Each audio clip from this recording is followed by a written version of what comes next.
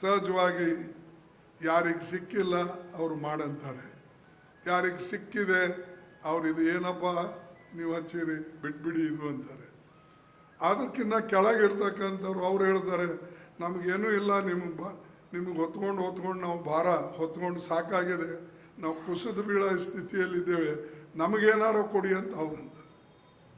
So ಸಮಾಜದಲ್ಲಿ ಸಮಾನತೆ ಐಕ್ಯತೆ ಇಲ್ಲದೆ ಹೋದರೆ ಇವತ್ತಿಲ್ಲ ನಾಳೆ ನಮ್ಮ ದೇಶಕ್ಕೆ ತೊಂದರೆ ಆಗ್ತದೆ. ಅದಕ್ಕಾಗಿ ದೇಶ ಐಕ್ಯತೆಯಿಂದ ಇಡಬೇಕಾದ್ರೆ, ಒಕ್ಕಟ್ಟಾಗಿಡಬೇಕಾದ್ರೆ ನಾವು ಎಲ್ಲರೂ ಕೂಡ ಒಂದಾಗಿರಬೇಕು. ಮೊದಲ ದೇಶ, ಆಮೇಲೆ ಇವೆಲ್ಲ ನಮ್ಮ ಏನು ನಂಬಿಕೆಗಳಿವೆ ಅದು ನಂತರ. ಬಟ್ ನಮ್ಮಲ್ಲಿ ಕೆಲವು ಜನ ಏನು ಹೇಳ್ತಾರೆ, ವ್ಯಕ್ತಿ ಮುಂಚೆ ಆಮೇಲೆ ದೇಶ ನೋಡೋಣ ಅಂತಾರೆ. ಹಿಂಗೆ ಭಾಳ ಜನ ಆ ದುರ್ದೈವದಿಂದ ಅದು ಯಾಕೆ ಬಂದಿದೆ ಅವ್ರ ತಲೆಯಲ್ಲಿ ನನಗೆ ಗೊತ್ತಾಗ್ತಾ ಇಲ್ಲ. ದೇಶ ಮುಖ್ಯ, ದೇಶ ಉಳಿದ್ರೆ ನಾವೆಲ್ಲರೂ ಉಳಿತೀವಿ. ದೇಶ ಇಲ್ಲಂದರೆ ಯಾರೂ ಇರೋದಿಲ್ಲ. ಇವೆಲ್ಲ ಪಾಲಿಟಿಕ್ಸ್ನಾಗ ಆಮೇಲೆ ಸಂವಿಧಾನ ಉಳಿದ್ರೆ ಎಲ್ಲರಿಗೂ ಹಕ್ಕು, ಸಂವಿಧಾನ ಇಲ್ಲಂದ್ರೆ ಯಾರಿಗೂ ಇಲ್ಲ. ಇಲ್ಲದ್ರೆ ಅಂದರೆ ಇದರಲ್ಲಿ ನನ್ನ ಲಕ್ಷ್ಯ ಹೆಚ್ಚಿಗೆ. ಕೊನೆಗೆ ಹಾಗೂ ಹೀಗೂ ಮಾಡಿ 69ರಲ್ಲಿ ಬ್ಲಾಕ್ ಪ್ರೆಸಿಡೆಂಟ್ ಆದೆ, ಸಿಟಿ ಗುಲ್ಬರ್ಗದು. ಕಾಂಗ್ರೆಸ್ ಪ್ರೆಸಿಡೆಂಟ್ ಆದೆ. ಅದಾದಮೇಲೆ ನಮ್ಮ ವೈಸ್ ಪ್ರೆಸಿಡೆಂಟ್ KPCCದಾದೆ. ಆಮೇಲೆ KPCC ಅಧ್ಯಕ್ಷನೂ ಆದೆ. ಆಮೇಲೆ ಬಾಕಿದ್ದೆಲ್ಲ ಅವ್ರು ಕೆಲವು ಹೇಳಿದ್ದಾರೆ, ಅದರಾಗ ಅನೇಕ ಸತ್ಯಾಂಶಗಳಿವೆ. ಅಲ್ಲಿಂದ ನಾನು CLP ಲೀಡರಾಗಿ ಸರ್ಕಾರವನ್ನು ತರೋಕ್ಕೆ ಎಲ್ಲ ಪ್ರಯತ್ನ ಮಾಡಿದೆ. ಬಂತು ಸರ್ಕಾರ.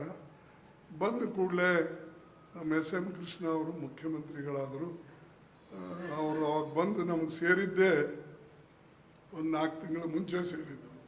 ಇದು ನಮ್ಮ ಸೇವೆ ಎಲ್ಲ ಸ್ವಾಮೀಜಿ, ನಮ್ಮ ಸೇವೆ ಎಲ್ಲ ನೀರಾಗೋಯ್ತು.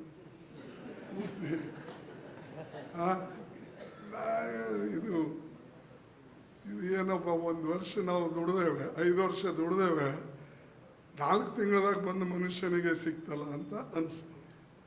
ಹಾಗೆ ಅನೇಕ ಕಥೆಗಳವ, ಈಗ ಬೇಡ ಅದು ಹೇಳೋದು. ಅದಕ್ಕಾಗಿ ಎಲ್ಲನೂ ಹೇಳ್ಕೊತ ಒಂದೇ ದಿವಸ ಹೋದ್ರೆ ಚೆನ್ನಾಗಿರಲ್ಲ.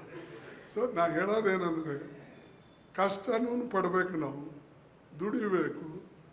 ಬಟ್ ನಮ್ಮ ಯಾವುದೇ ಒಂದು ಮನಸ್ಸಿನಲ್ಲಿ ಒಂದು ದುರಾಶೆ ಇಟ್ಕೊಂಡು ನಾವು ನಡಿಬಾರ್ದು. ನಿಮ್ಮ ದುರಾಶೆ ಇತ್ತು ಅಂದರೆ ನಿಮಗೆ ಏನೂ ಸಿಗಲ್ಲ. ನಿಮ್ಮ ಮನಸ್ಸಿನಾಗ ಏನಿರ್ತೋ ಅದು ಮಾಡೋಕ್ಕೂ ಆಗಲ್ಲ. ಅದಕ್ಕಾಗಿ ನಾನು ಇವೆಲ್ಲ ನಡೆದ ದಾರಿಗಳು ಬಂದು ಬ್ಲಾಕ್ ಪ್ರೆಸಿಡೆಂಟಿಂದ AICC ಪ್ರೆಸಿಡೆಂಟ್ ಆಗಿದ್ದೀನಿ. ಇದಕ್ಕೂ ನಾನು ಬೆನ್ನತ್ತೇನು ಹೋಗಲಿಲ್ಲ. ಅವಾಗೂ PCC ಪ್ರೆಸಿಡೆಂಟ್ ಆಗಾಗೇನು ಹೋಗಲಿಲ್ಲ.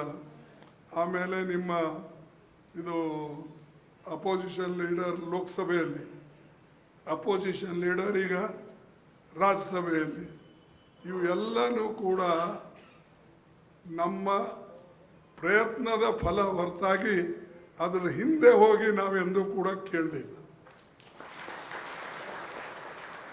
ನೀವು ಹಿಂದೆ ಬಿದ್ದಷ್ಟು ಏನಾಗ್ತದಂದರೆ, ಈ ಕುದುರೆ ಅವು ಯಾವುದೋ ಇಲ್ಲಿ ನೀರು ಸಿಗ್ತದೆ ಅಂತೇಳಿ ಹಂಗೆ ಓಡ್ತದಲ್ಲ, ನೀಡಿಕೆ ಆದ್ರೆ ನಮ್ಮ ಪ್ರಾಣಿಗಳು, ಹಾಗೆ ಅದು ಮುಂದೆ ಮುಂದೆ ಯಾವುದಾದ್ರು ಹೇಳ್ತಾರಲ್ಲ, ಝಳಕಿ